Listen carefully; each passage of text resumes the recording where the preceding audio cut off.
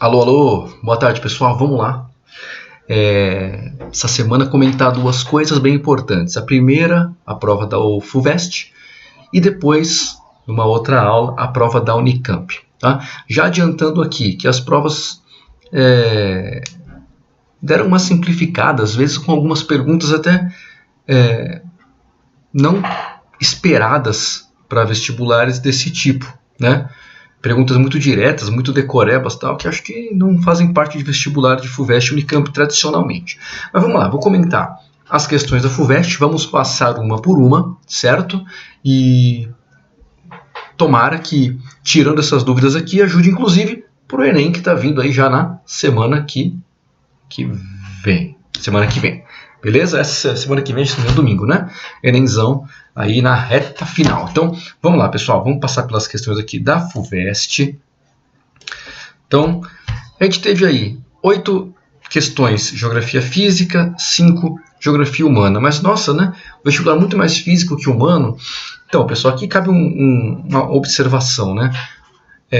A FUVEST não divulga quantas questões de cada disciplina que eles botam. Então, algumas questões que são meio interdisciplinares, eu acabei botando aqui como geografia, apesar de se encaixarem também em biologia. Então, essas 3 últimas questões aí da geografia física, elas poderiam facilmente se encaixar em biologia ou são da biologia e se encaixariam muito facilmente na geografia, tá bom? Mas vou passar por elas e aí vocês depois opinem, certo? Como você já sabe, eu divido a prova em 4 níveis, né? Docinho de neném, muito fácil, tá? Polvilho que gruda no dente, aquele que pega lá no último, que você tem que ficar assim, ó. O bagulho não sai só quando tu mete a unha, né? Já é chata, uma provinha chata, tá? Abrir pacote de bolacha, que já é praticamente uma missão impossível, tá? Mesmo com aquele trequinho vermelho, muito difícil. E abrir sachê de ketchup, que simplesmente é uma prova que tá acima do nível que deveria estar, né? Uma prova com o nível de exigência lá no alto. Nesse caso aqui ficou uma prova média, tá? Em dificuldade. Nada muito difícil, nada assim de meu Deus, essa questão aqui ela é impossível. Não, tá? Então um polvilho que gruda no dente e vamos ver por quê. Vamos lá. Primeira questão aqui trazia 3 projeções. Projeção de Mercator, bem famosa. Projeção Peters, de Gall Peters, famosíssima também, e projeção de Robinson, aí, muito usada nos Atlas, né? Bom, sobre as projeções cartográficas apresentadas, suas formas e dimensões, é correto afirmar o que? Letra A. Interesses geopolíticos e comerciais forçaram distorções da projeção de Mercator para fazer parecer mais curto o caminho ao novo continente, elemento corrigido a partir do século XIX na projeção de Gall Peters. Bom, pessoal, não, né? Não. A projeção de Mercator, ela tem as suas distorções, assim como várias outras todas as projeções têm, na verdade, algum tipo de distorção, mas ela não é distorcida para forçar com que o caminho entre o velho e o novo continente pareça mais curto. Não, né? A gente sabe que a distorção da projeção de Mercator ela aumenta cada vez mais conforme você se distancia do Equador. Isso favorece geopoliticamente, na época muito mais, os países, por exemplo, europeus, que estão longe do Equador e então tinham seus tamanhos aumentados. Não é o caso da letra A, tá? Letra B. As 3 projeções apresentam distorções, uma vez que a Terra tem forma aproximada de um geóide e sua projeção num plano ficará sempre distorcida. Letra B é a resposta certa. Fácil a questão, né? Então a gente sabe que a forma da Terra é tida como um geóide, não é aproximadamente um geóide. A forma da Terra é o geóide, aproximadamente esférica, meio ovalada nos polos, né? E esse geóide, ou qualquer outra forma aproximadamente esférica ou esférica, quando vai ser passada para o plano, ela sofre algum tipo de distorção. Então sim, todas as projeções têm distorções. Letra B certa. Letra C. As projeções de Mercator e Peters apresentam distorções pela falta de recursos técnicos no período? Não. Inclusive hoje não é possível fazer projeções sem distorção. Matematicamente isso não é possível, tá bom? Letra D. A projeção de Gall Peters não apresentava distorções no momento da sua elaboração, mas a descoberta da Antártica e da Oceania logo após sua proposição forçou a adaptação e induziu distorções. Claro que não. Ela sempre tem distorção. Todas as projeções apresentam algum grau de distorção. Bom, Todas as projeções apresentam distorções, uma vez que o formato da Terra não era conhecido até o século XX. Claro que era conhecido, né? O que gerou dúvidas sobre como essa projeção deveria ser executada. Claro que era conhecido, inclusive a última projeção aqui de Robinson, que já é do século XX, se isso fosse verdade, então ela não deveria ter distorção, mas ela tem, todas têm, beleza? Então uma questão fácil sobre projeções, batendo sempre na mesma tecla que se bate quando a gente fala de projeção, que é justamente a tecla de as projeções todas têm uma forma de distorção, seja na área, seja na distância, seja na forma do que está sendo representado. Legal, uma questão de cartografia esperada. Bacana. Próximo. A criação do Banco da Amazônia e da Superintendência do Desenvolvimento da Amazônia, Sudã, preconizou uma política de concessão de incentivos fiscais aos empresários, especialmente das regiões mais ricas do país, para que deixassem de pagar 50% do imposto de renda, desde que o dinheiro fosse depositado naquele banco, para financiar projetos de desenvolvimento no estado do Amazonas. Os investimentos orientaram-se de preferência para a agropecuária, de modo que um grande número de empresários e de empresas, especialmente do sudeste do Brasil, sem tradição no ramo, tornaram-se proprietários de terras e empresários rurais. Em princípio, a aquisição de terras pelos grandes capitalistas do sudeste animou o mercado imobiliário. Legal. Assinale a alternativa que apresenta a combinação correta entre o período a que se refere esse texto e as implicações territoriais e sociais observadas nas áreas onde a política de incentivos fiscais entrou em operação. Legal. Pessoal, quando fala aqui de Sudã, Superintendência de Desenvolvimento da Amazônia, Banco da Amazônia, falando em Sudã, já sabe que está falando do Brasil na época da ditadura militar. Durante a época da ditadura militar foram criados vários órgãos e um deles foi a Sudã. Também teve a Sudene, que era a Superintendência de Desenvolvimento do Nordeste, e a Sudã da Amazônia. A Sudã, especialmente a região norte, tinha um interesse muito grande porque é uma região muito pouco povoada até hoje. Naquela época era menos ainda. Então era interessante atrair investimentos para lá e atrair população para aquela região do Brasil, porque senão as fronteiras ali na região norte elas não são fixas, né? Então, senão, fronteiras poderiam, no futuro, quem sabe, ser mudadas, reivindicadas por outros países e a própria soberania do território poderia ser prejudicada, né? Por exemplo, usos por outras forças armadas clandestinamente ou por grupos, como por exemplo as Farc da Colômbia, usando o território brasileiro, já que ninguém mora ali, não tem investimento nenhum, ia ser muito difícil saber que isso estava acontecendo. Então, durante a ditadura militar, essa superintendência e outras foram criadas com objetivos de generalizar mais os investimentos por todo o território do Brasil, tá certo? Só falando nisso, a gente já vai direto para a letra D. Porque Brasil Império, Primeira República, Estado Novo e Nova República estão fora, tá? Esses outros períodos históricos do Brasil já estão fora, tudo bem? Se você tivesse em dúvida ainda se era a letra D ou não, ele fala aqui, ó, implicações territoriais. Vamos lá. Expansão dos sistemas agroflorestais e preservação da floresta nativa. Não. Se você está dizendo aqui que os investimentos deveriam ser feitos principalmente na agropecuária, a agropecuária ela não vai utilizar como principal ação os sistemas agroflorestais. Está fora. Tá? E o social? Aprovação do direito de sindicalização do trabalhador rural. Não tem nada a ver com o que o texto está trazendo. Tá bom? Está fora. Letra B. Se tu tivesse dúvida, Primeira República, expansão da área voltada à pecuária e redução da Mata Atlântica. Já está fora, porque está falando da Amazônia. Mata Atlântica já está fora aqui a letra B. Letra C.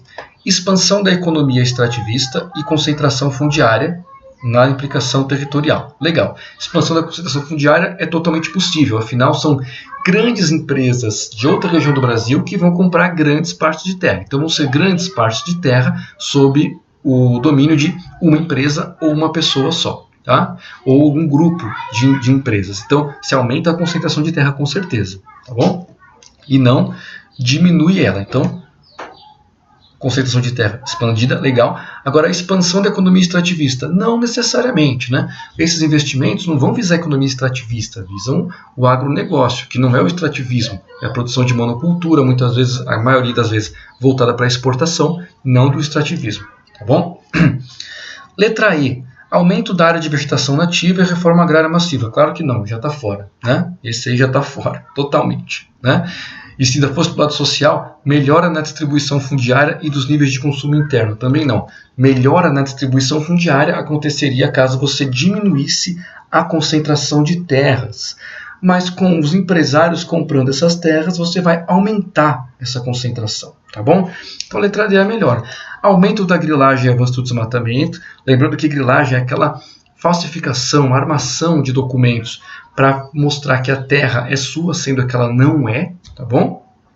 É avanço do desmatamento com certeza. Se você, grandes empresas e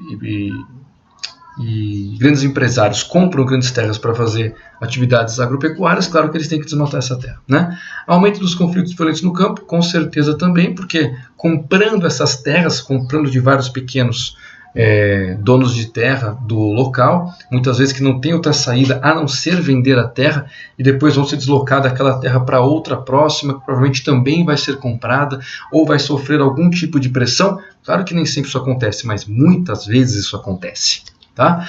E isso vai fazer os conflitos aumentarem. E quando a gente fala da região amazônica, a gente tem também as áreas de preservação, as terras indígenas, os assentamentos, tem muitos assentamentos na região norte, então tudo isso junto vai gerar vários conflitos no campo, tá certo? Letra D, então, a melhor, uma questão que não era difícil também.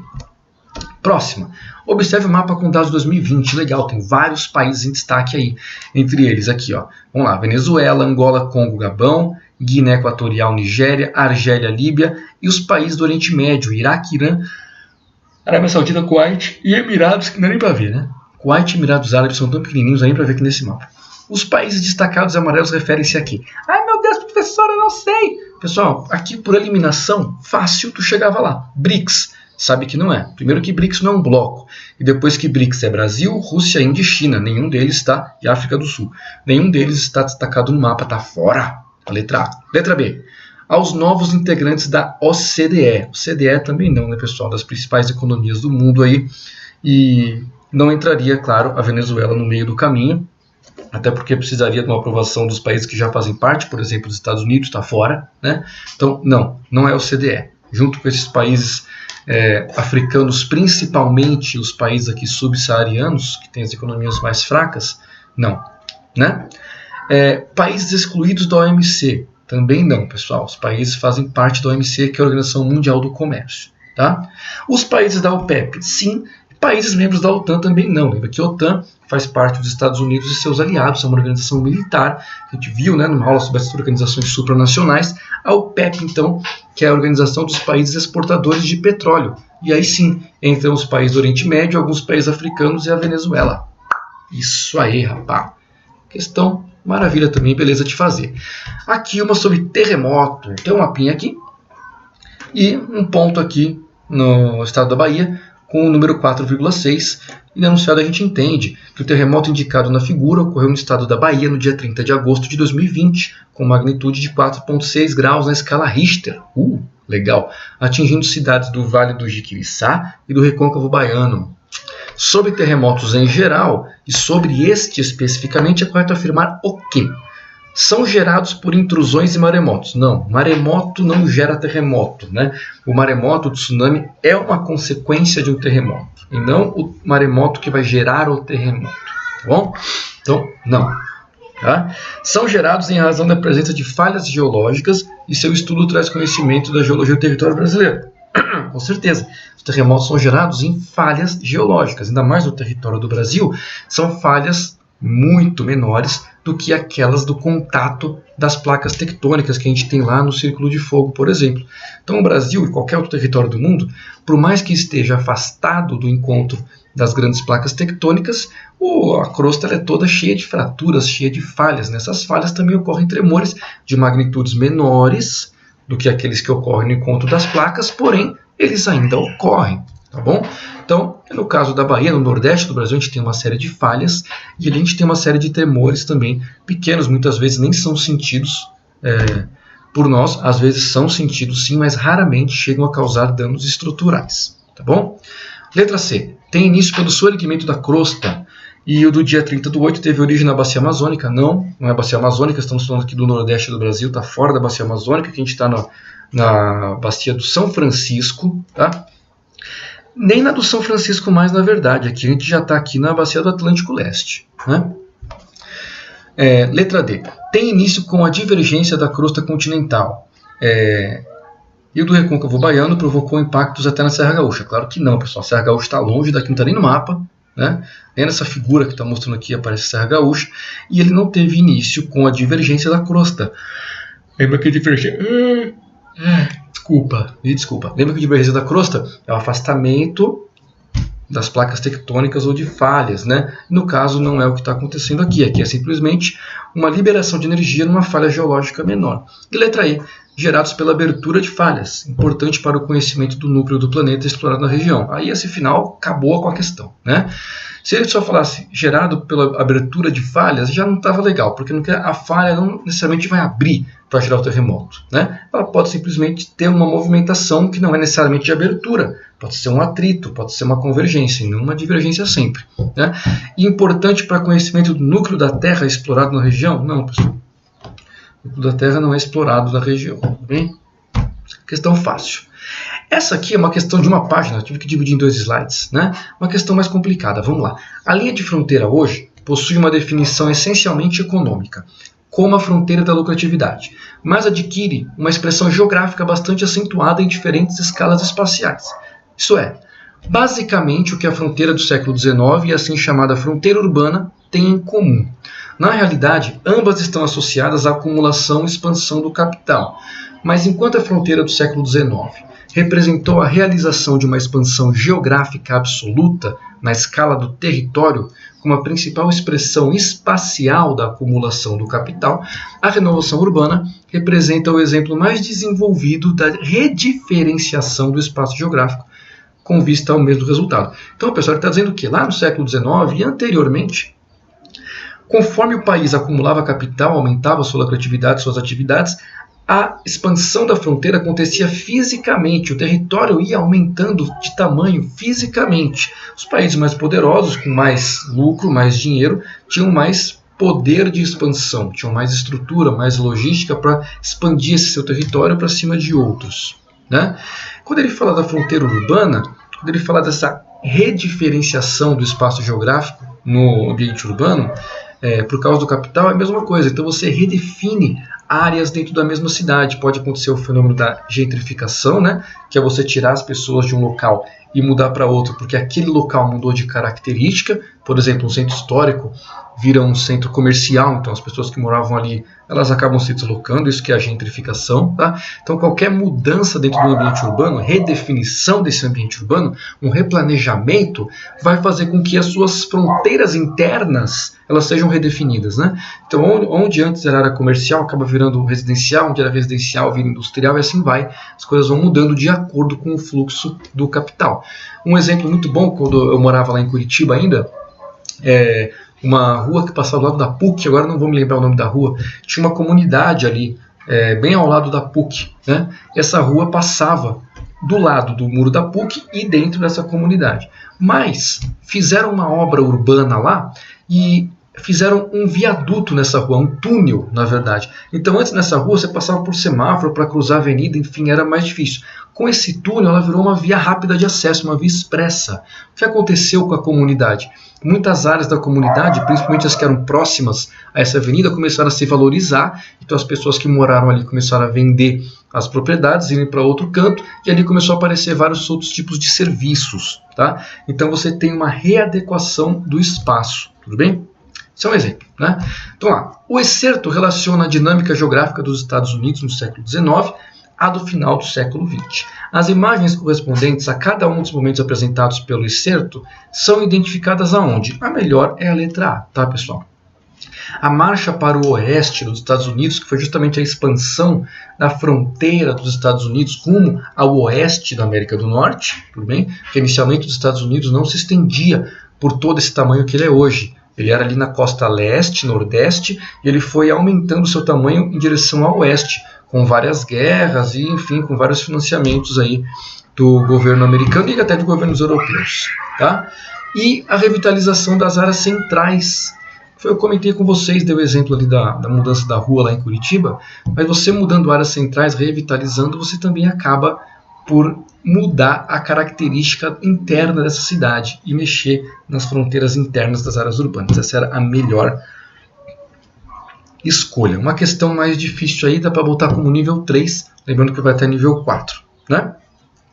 Letra B falava independência dos Estados Unidos, não, né? E suburbanização, subúrbios nos Estados Unidos, tem essa característica das casinhas, tal. Quando você fica mais na periferia das cidades, é o contrário do Brasil, onde nas periferias concentram as comunidades mais carentes. Lá você tem os subúrbios com casas, né? Classe média alta, vivendo mais para as periferias das cidades, e elas vão trabalhar no centro com o transporte público, né? E aí letra C, D e D, C, D e E, quer dizer, falava aqui da festa do chá de Boston, não tem nada a ver com expansão de fronteira, tá? Vale do Silício também não, a parte lá dos Estados Unidos que concentra grandes quantidades de empresas de tecnologia. Guerra de Secessão também não, nem o muro. O muro mexe com os Estados Unidos, aqui a segunda parte deveria falar de fronteiras urbanas e não aqui de fronteiras de Estado, tá? E aqui descobrimento dos Estados Unidos de gueto e a segregação urbana. Também não, né? A segregação urbana ela acontece independente de você revitalizar uma área ou não, tá certo? Legal. Questão mais difícil, né? 19. Tem aqui uma linha, como se fosse uma linha do tempo, e tem lá cidade política, cidade comercial, cidade industrial, zona crítica e 100%. É uma passagem do agrário para o urbano no meio do caminho. Essa linha é uma linha de 0% urbana até 100% urbana, tá? E diz aqui, ó, subordinação completa do agrário ao urbano. Legal, é uma linha teórica, né? Sem nenhum limite quantitativo no meio do caminho, a não ser os 50%, né? Para passar de agrário para urbano, tá bom? Então aqui, ó, o esquema apresenta a linha de urbanização da sociedade, que vai do 0 ao 100%. Legal. Considerando os referenciais trazidos no esquema, fazem parte do contexto identificado na chamada zona crítica. Então, a zona crítica para se chegar ao 100% urbano, o quê? O que faz parte desse contexto da zona crítica? Vamos lá. Letra A. Monetarismo, Revolução Industrial e Lei Biot-Aberdeen. Não, pessoal. Primeiro aqui. O que é Lei Biot-Aberdeen? Não sei, não sabe, esquece. Foca nos outros dois. Mas ó, o mais fácil aqui, Revolução Industrial. A Revolução Industrial, ela não está aqui na zona crítica, ela já aconteceu antes. Entre a cidade comercial e a cidade industrial, você teve a Revolução Industrial, né? Então a Revolução Industrial está aqui, ó, e não aqui no final, está fora. Letra B. Comunismo, centralização do poder e New Deal. Ah, pastor, não sei o que é New Deal. Não tem problema. Comunismo, ou a tentativa prática dele, está acontecendo aqui perto do 100% urbano? Claro que não. Ele já veio acontecendo antes aqui, nas cidades industriais. Tá? Centralização do poder é uma coisa que está acontecendo no 100% urbano? Claro que não. Em alguns locais sim, né? China, Vietnã, Coreia do Norte, você tem uma centralização do poder forte. Agora, as cidades mais urbanas, elas tendem a um liberalismo econômico maior. Tendem, não quer dizer que ele exista, tá bom? Mas o discurso pelo menos é esse. Então não é a centralização do poder. C. Neoliberalismo, elevada urbanização, crise hipotecária de 2008. Essa é a resposta certa. Tá bom? Letra C. Era uma questão fácil? Podia ser, isso é difícil. Por que eu coloquei como fácil? Porque você por eliminação fazia. A letra D fala de neocolonialismo, revolução agrária, quebra da bolsa. Só a quebra da bolsa foi lá em 1929. Está aqui no ponto de cidade industrial, né? Neocolonialismo não. Isso foi lá o colonialismo Você pode citar tanto quando o neocolonialismo lá no continente africano, né? Depois que teve das Américas, ou então, se quiser falar do colonialismo atual, dos países africanos, enfim, né? Mesmo assim, ele não faz parte do 100% de urbanização, ele é anterior, tá bom? E letra E, mercantilismo, também não, mercantilismo está aqui, ó, cidade comercial, está longe, tá bom? Eu deixei grifado aqui só para explicar o que é cada um. Essa lei Aberdeen, Biot-Aberdeen, foi lá em 1800 e sei lá quando, né? Foi uma lei que o Império Britânico fez na época contra o tráfico de escravos, tá? Da África. Então permitia lá que a Marinha Imperial Britânica metesse o bedelho nos navios que estavam levando escravos do continente africano para o continente americano, tá certo? New Deal foi uma política nos Estados Unidos para tentar melhorar as coisas por lá depois da crise de 29, uma baita de uma crise econômica, que nem a gente teve uma crise econômica em 2008 nos Estados Unidos, se repercutiu pelo mundo e até hoje ainda traz aí algumas repercussões. New Deal foi o conjunto de políticas feita lá pelo presidente na época, não sei se era o Roosevelt, que botou essas políticas para tentar erguer a economia americana lá nos anos 30, tá bom? Do século passado. E o Acordo de Westfália, isso aí menos ainda, isso aí foi lá, sei lá em quando, 1600 e pouco, né? Lá no século 17, foram acordos de diplomacia na Europa para solucionar vários conflitos que haviam por lá, tá? Então não teve nada a ver com esse negócio de 100% urbano, pelo contrário, esse Acordo de Westfália é muito antes de começar a Revolução Industrial, tá bom? Maravilha. Número 20. O acordo entre Mercosul e União Europeia está sendo discutido há cerca de 20 anos e prevê, entre outros elementos, a redução progressiva das tarifas de exportação entre os blocos. O Brasil, que é um grande exportador de produtos de origem agrícola para o mercado europeu, teria redução tarifária para a exportação de produtos como carnes, açúcar, etanol e entre vários outros. Para a ratificação do acordo, o Parlamento Europeu aprovou uma resolução que manifesta a importância do compromisso dos países do Mercosul com a implementação do Acordo de Paris. Lembra que esse Acordo de Paris é aquele acordo que substitui o Protocolo de Quioto com o grande objetivo de controlar um aquecimento global. Tá bom? A relutância em ratificar o acordo entre Mercosul e União Europeia por parte de alguns países da UE em 2020 deve-se, entre outros fatores, a quê? Vamos lá. A desigual condição climática para a produção de vinhos nos dois continentes? Claro que não. Né? A União Europeia não está preocupada com isso, afinal os vinhos deles ainda são muito mais valorizados do que os nossos no mercado internacional. Letra B. As políticas de incentivo à agricultura familiar na América Latina, especialmente ao Pronaf no Brasil. Também não. Né? Não é isso que incomoda os europeus, até porque eles dão muitos e muitos subsídios aos seus agricultores. Letra C. A difusão de SAFs, né, que é o Sistema Agrário Florestal, criado com o propósito da produção para o consumo humano no Cone Sul. Pessoal, esses SAFs, né, os sistemas agroflorestais, são sistemas de produção que intercalam aí várias culturas. Por exemplo, árvores que você vai poder cortar para fazer lenha ou reflorestamento no mesmo terreno, e entre as linhas de árvores você planta outras culturas ali. São associações de culturas, né? Isso não impede o acordo, pelo contrário, isso até ajuda, né? Porque uma das grandes críticas do bloco da União Europeia, de alguns países, é justamente como o Brasil trata o meio ambiente. Tá? Letra D.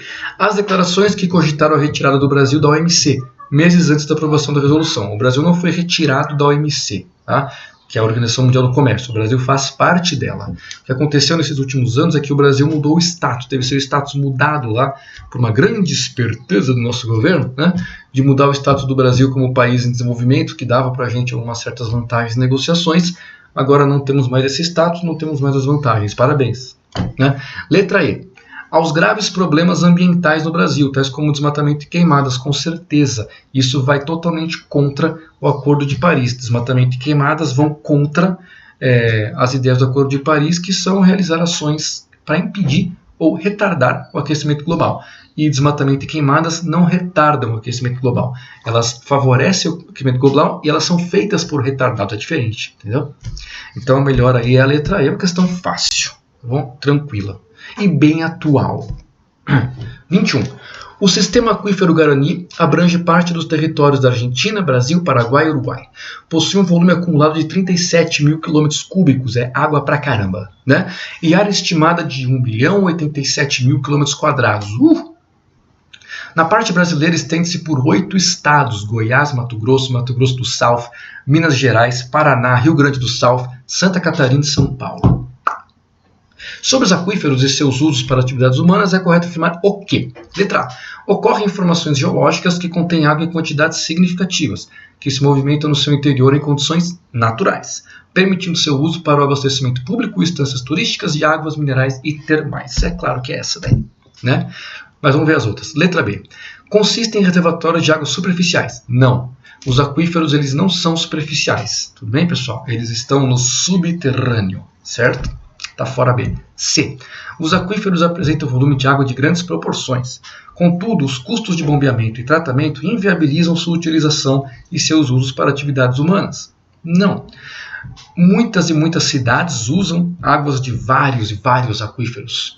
Tá? Aquífero Guarani, inclusive, vários outros aquíferos. Existem infinitos aquíferos, muitos aquíferos por aí, e são muitos usados para abastecimento das áreas urbanas e de todas as atividades que você pode imaginar. Então, eles são usados sim. Tá? D. Os aquíferos são formados pela ação dos ventos? Não, pessoal. Os ventos não formam aquíferos, certo? Os aquíferos se formam com a infiltração e percolação da água pelos solos e aí pelas rochas, e aí a água é acumulada em alguma parte mais impermeável. Essa parte impermeável gera acumulação de água no subsolo, ela fica ali armazenada e ela pode, às vezes, aflorar em algum outro canto, mas ela pode também ser bombeada. Então, não é pelo vento, tá bom? Os aquíferos estão em profundidades que impossibilitam seu uso para atividades humanas? Não. Aquíferos são usados muito para atividades humanas. Tá bom? Aqui em São Paulo, cidade de Ribeirão Preto, por exemplo, se não me engano, quase 100% da água dela é retirada de bombeamento. Tudo bem? Então, de aquíferos, certo? Letra A, melhor, tranquila essa questão. 22. O Monte Everest é o pico mais elevado do planeta, localizado na Cordilheira do Himalaia, na fronteira da China e Nepal, com 8.848 metros de altitude. Possui 5 estações meteorológicas em diferentes altitudes, funcionando desde 2019. Entre elas, a estação mais elevada do planeta, em 8.430 metros. Cacete! Né? Que registra dados valiosos para a climatologia, com certeza. Esse projeto foi liderado pelo Dr. Paul Andrew Majewski, geógrafo e climatologista, cuja equipe projetou e treinou por meses para instalar a estação meteorológica em tal condição adversa em menos de 90 minutos. Ixi! Né? Eu participei uma vez de uma não pode dizer assim, uma expedição, né, do laboratório lá da Universidade Federal do Paraná, e o pessoal foi instalar uma estação no topo de um morro na Serra do Mar, Morro da Igreja. Quando eu fui, não foi para instalação, foi para manutenção dessa estação, né? E aquele morro deve ter o quê? Uns 1.000 e poucos metros de altitude, né? Para subir, se tiver que subir com equipamento, é uma baita dificuldade isso, esse morro de 1.000 e poucos metros de altitude aqui no Brasil, sem ar rarefeito, sem neve, sem nada disso, sem equipamento pesado, roupa pesada. Imagina o Everest, que tu tem que estar todo preparado, com toda aquela roupa paramentada toda, mais levar o equipamento, trabalho que não foi, né? A dificuldade de instalação da estação na altitude citada deve-se a quê? Vamos lá. Letra A. As elevadas condições de umidade provenientes do derretimento de neve? Não. Né? Ali a neve vai estar 100% do ano? Não. B. A ocorrência de chuvas intensas que aumentam os riscos de avalanche? Não. Não vão ocorrer chuvas ali, vão ocorrer nevascas, né? A precipitação não é em forma de chuva líquida, é em forma de neve. Tá? C. As temperaturas reduzidas e a baixa concentração de oxigênio nessa altitude, com certeza. Quanto mais tu sobe, lembra, a temperatura vai ficar cada vez menor. E quanto mais tu sobe também, o ar é cada vez mais rarefeito. Legal. É a letra certa. A letra D, aos dias mais curtos nessa altitude, que reduz o brilho solar? Não. Os dias mais curtos eles são com a variação da latitude, do Equador para o norte ou do Equador para o sul. Quanto mais para o norte ou para o sul tu for, mais curtos serão os dias quando tu estiver na estação do inverno. Bom, e letra E, a elevada pressão atmosférica? Claro que não. Quanto mais você sobe, menor é a pressão. Lembra que a pressão atmosférica é o peso do ar na tua cabeça, né? Então, se tu tiver um baita no cabeção, você vai receber essa pressão numa área maior, tá? Quando você está lá no alto do Monte Everest, tem muito ar que você deixou para trás lá embaixo. Então, acima de ti, vai ter muito menos ar do que tinha lá na superfície da montanha. Então a pressão é menor. A pressão, a grosso modo, é o peso que o ar faz na sua cabeça. Então, quanto mais você sobe, menos ar tem, consequentemente, menos pressão tem. Letra C. Tranquila. 23. Segundo o Atlas de Serpentes Brasileiras, a jararaca, nome científico Bothrops jararaca, encontra-se com as ocorrências registradas em uma extensa faixa do Brasil, relativa a diferentes biomas. Vários ecossistemas aí, onde se alimenta de anfíbios, roedores e outros animais. A espécie ocorre nas áreas apontadas, sendo encontrada em zonas florestadas ou modificadas pela ação humana. Legal, né? Sobre essa serpente e os principais biomas de ocorrência, eu quero afirmar o quê? Então vamos lá. Ai, me desculpa. Vida com bebê é assim, né? Então vamos lá, pessoal. Tem dois mapas aqui, né? Um deles mostrando os biomas do Brasil e os pontinhos pretos são as ocorrências da jararaca, e o outro com altitudes do Brasil e os pontinhos pretos, ocorrências da jararaca, tá? Então quando a gente vê aqui os biomas, pega majoritariamente a Mata Atlântica, pega um pouco da Caatinga, um pouquinho do Cerrado e um pouco dos Pampas. Isso é até um pouco do Brasil, né? Entra lá para o Paraguai. Quando pega aqui a altitude, você vê desde altitudes baixas aqui, ó, pela cor branca, abaixo de 250 metros, também aqui no Nordeste, no Sul a gente vê isso, e no litoral também, até altitudes superiores a 1000 metros, nas partes mais escuras. Então a jararaca não tem medo de altura, né? Então vamos lá, letra A. As cobras são típicas das áreas que alcançam até 500 metros de altitude, nos biomas Pantanal, Pampa, Cerrado e Caatinga, tá fora.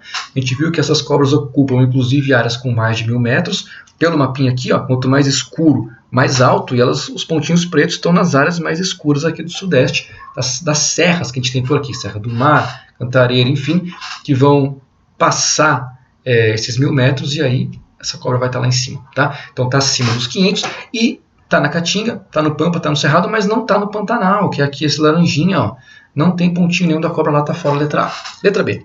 São generalizadas os mais diversos biomas, concentrando-se na Caatinga. Não, se concentram na Mata Atlântica muito mais, com alguma ocorrência na Caatinga, alguma ocorrência no Cerrado e alguma nos Pampas. Fora B. C. São típicas das áreas mais planas da faixa leste do Brasil, cujos terrenos são recobertos pelo bioma cerrado. A ocorrência dessa espécie deve-se às áreas com ocupação humana, o que atrai ratos que fazem parte da alimentação. Não, pessoal. Né? Não são típicas das mais planas, são típicas de tanto áreas baixas quanto altas. Não sei se as áreas são planas ou escarpadas, isso não diz aqui no nosso mapa, só diz a altitude delas. Pode ser uma área plana e alta. Não está dizendo, essa informação não está aqui. Tá? E diz aí em terrenos recobertos por cerrado. Não, na maioria Mata Atlântica, com algumas ocorrências no cerrado também. Letra D. Possui área de ocorrência restrita ao bioma da Amazônia. Está fora. Não tem nenhuma ocorrência na Amazônia que está aqui em cima. Fora. Sobrou a letra E, então, né? Típicas da Mata Atlântica, podendo ocorrer também em áreas de Pampa, Cerrado e Caatinga, ocupar terrenos que ocupam até 1000 metros de altitude ou mais, né? O bioma da Mata Atlântica encontra-se totalmente ameaçado pela ocupação humana. Legal. Botei uma pimentinha, podia ser duas. Aqui vamos botar duas aqui. Duas pimentinhas. Tá? Não é tão facinho assim, porque requer uma interpretação de mapa. Por mais que a interpretação de mapa pode ser fácil para alguns, tem muita gente que tem dificuldade em interpretação de mapas, gráficos, figuras, etc. Então aqui podia botar duas pimentinhas. Letra E. 24. Na transição do Cerrado para a Mata Atlântica, ocorre uma substituição da vegetação, que resulta em mudanças na frequência de certas características das plantas. Identifique duas mudanças decorrentes dessa transição. Pessoal, aqui, a 24, a 23 e a próxima são questões facilmente da prova de biologia, mas interdisciplinarmente dá para tratar em geografia, já que a gente trata de biomas também na disciplina de geografia. Acho muito importante falar aqui que a disciplina de biologia ela tem um domínio muito grande em cima dos biomas, em características específicas da biologia, e a geografia ela tem um outro domínio em cima dos biomas, quando a gente fala da espacialização desses biomas, fala da questão climática, do relevo. Então é muito legal as duas disciplinas tratarem o mesmo assunto, que elas tratam com visões diferentes e complementares, beleza? Então vamos lá. Identifique duas mudanças decorrentes dessa transição. Letra A. Aumento da frequência de caules e galhos tortuosos? Não. Repara, ele quer do Cerrado para a Mata Atlântica. A Mata Atlântica não tem esses caules tortuosos. Isso é uma característica do Cerrado. Tá bom? B. Aumento da frequência de plantas que germinam e crescem melhor sob a luz direta do Sol? Também não. Essas plantas elas são mais comuns no Cerrado, que tem um dossel mais aberto quando não tem um cerrado aberto mesmo, né? E as plantas germinam direto com o sol incidente sobre elas. A Mata Atlântica, que é uma floresta muito sombreada, então as plantas crescem na sombra, certo? Luz indireta. Muitas vezes o sol não atinge o chão da floresta, então não são plantas que germinam melhor sob a luz do sol. Elas germinam melhor na floresta. Como está falando sobre uma transição Cerrado-Mata Atlântica, teria que ser o contrário. Letra C. Diminuição da frequência de caules tortuosos. Legal, sim, né? Você tem Mata Atlântica, você diminui esses caules tortuosos. Aumento da frequência de plantas que apresentam folhas largas. Isso aí, então, é a letra C, né? Folhas largas em florestas. Você tem as folhas maiores para a área maior dessa folha para receber mais luz do sol, já que a floresta tem mais sombra. Né? E diminui os caules e galhos tortuosos característicos do cerrado, que acontecem por causa de características edáficas, né, do solo do cerrado, que acabam limitando e alterando o desenvolvimento das plantas. Bom? D. Diminuição da frequência de plantas epífitas. Plantas epífitas são aquelas que crescem sobre outras plantas, tipo as orquídeas bonitinhas. São epífitas, né? Então não, quando você passa do Cerrado para a Mata Atlântica, na verdade você aumenta a frequência de plantas epífitas, né? E diminuição da frequência de plantas que germinam e crescem melhor no sol, até aí tudo bem. Aumento da frequência de planta com adaptação a queimadas, aí não. Se você vai em direção à Mata Atlântica, as plantas com adaptações a queimadas ficam para trás. Elas são comuns no Cerrado, onde o fogo ocorre de modo natural. Então você acha várias plantas com adaptações ao fogo. Letra C é melhor. 25. O tempo de decomposição dos diferentes resíduos sólidos condiciona a destinação de cada tipo. Visando a diminuir os impactos ambientais causados por seu descarte, o gráfico mostra dois grupos de resíduos sólidos, X e Y, produzidos pela população humana com diferentes tempos de decomposição. Então tem aqui um resíduo X aí que não sei qual que vai de 0 até 100 anos, mais ou menos, para se decompor, e um outro resíduo que vai de mais ou menos 200 até um pouco mais de 500 anos para se decompor. Legal. Não sei que resíduo é qual, né? Com base nessas informações, nos seus conhecimentos, é correto afirmar o quê? Letra A. Garrafas PET fazem parte do grupo Y. Sua destinação recomendada é a reciclagem. Legal. Vamos ver as outras. Letra B. Embalagens de papel fazem parte do grupo Y. Não, pessoal. O papel ele se desfaz rápido no meio ambiente. Ele não demora 300 e poucos anos para se desfazer. Tá bom? E sua recomendação é incineração. Não, a recomendação seria a reciclagem também. Tá? Letra C. Garrafas PET fazem parte do grupo X. Não. O PET demora bastante para se decompor na natureza, centenas de anos, e não só 100 anos ou menos. Está fora. Né? D. Embalagens de papel fazem parte do grupo Y. Já dissemos que não e o porquê.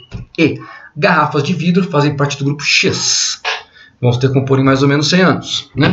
E sua destinação recomendada é a incineração. Pessoal, a destinação recomendada do vidro é a reciclagem também. Tá bom?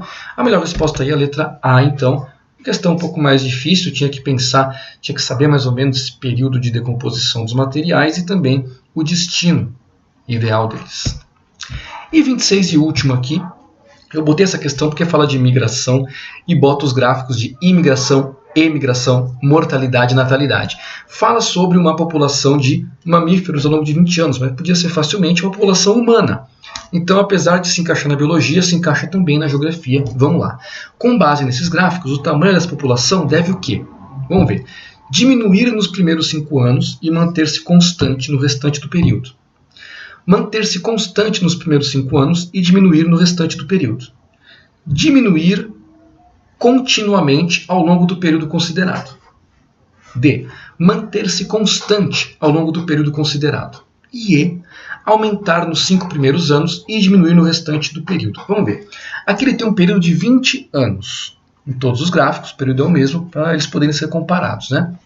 Ele não divide de 5 em 5. Então eu já não sei onde vai estar esse 5. Já é uma coisa aí que fala, putz, tá ruim, né? Mas vamos lá. Emigração. O que era o E? Mãe entra e mãe sai. E. Emigração. Quem sai? Constante nos 20 anos. Não muda.